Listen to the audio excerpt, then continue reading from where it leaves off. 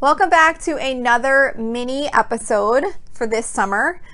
This summer I'm doing all mini episodes. In case you haven't listened to one yet, this is my third mini episode for the summer. So for the months of July and August, I will be doing all mini episodes around the 5-minute mark. So today what I wanted to talk about was just the importance of keeping on top of your finances and your spending as frequently as possible, especially if you're trying to stick to a budget.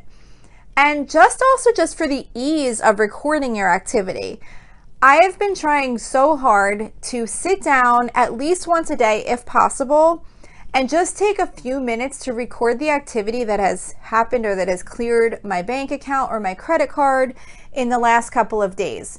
Because I feel like sometimes even if just 3 or 4 days go by and I go to record some transactions, I can't remember what they were for. Like so quickly and easily, as much as I think I will not forget what this item is for, I'll go to record it and I'll say, what the heck did I get at TJ Maxx? And I'll have to sit there thinking and I cannot remember what the transaction was for.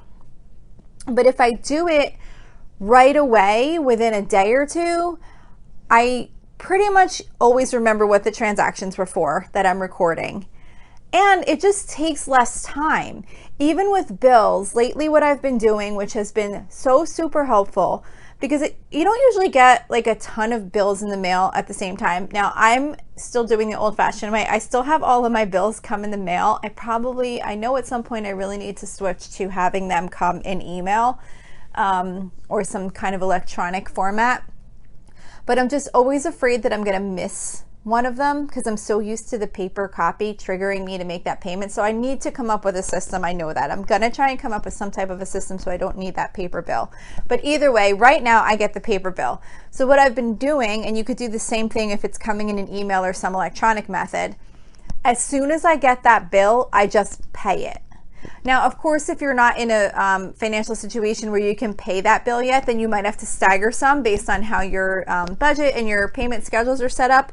But if you have the ability to pay that bill when it comes, just consider paying it.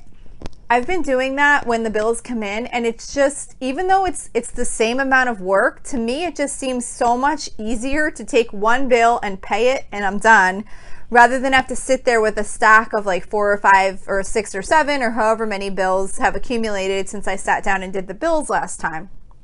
So I've been trying to really pay bills as soon as they come in and update my checking and credit card activity as frequently as possible. I even put a little, I have this little motivation app where you can put some things in there that you really want to accomplish each day.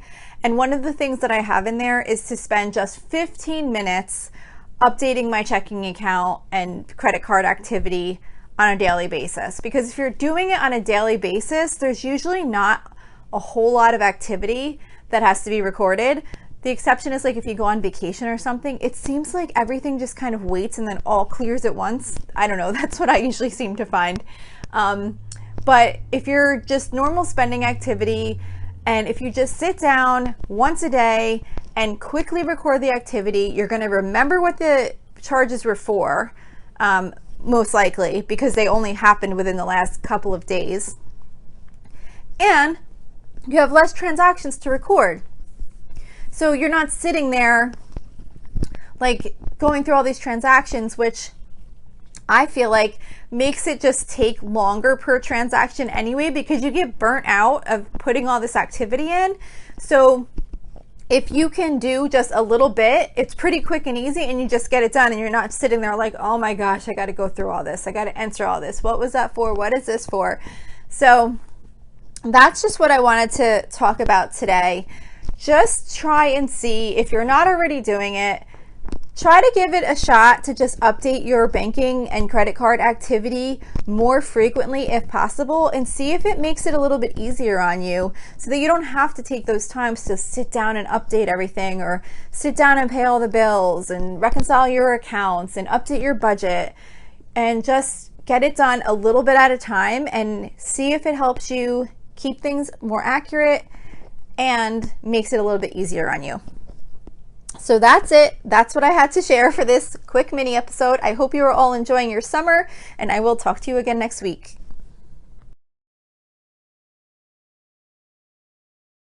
So thank you for checking in for this podcast episode. And don't forget, you can always email me with any questions or suggestions at lolasfrugallife@gmail.com. You can follow me on Instagram and Facebook at lolasfrugallife. And you can find a blog post for most of my episodes and definitely all of my meal plan episodes at lolasfrugallife.com. You can also join our private listeners group at facebook.com/groups/lolasfrugallife. And if you enjoy the show, please make sure to subscribe on Apple Podcasts, Spotify, YouTube, or wherever you listen from. And I would love it if you would screenshot the show and tag me on Instagram so I could see you're listening. Also, if you can please take a couple of seconds to rate and review the podcast.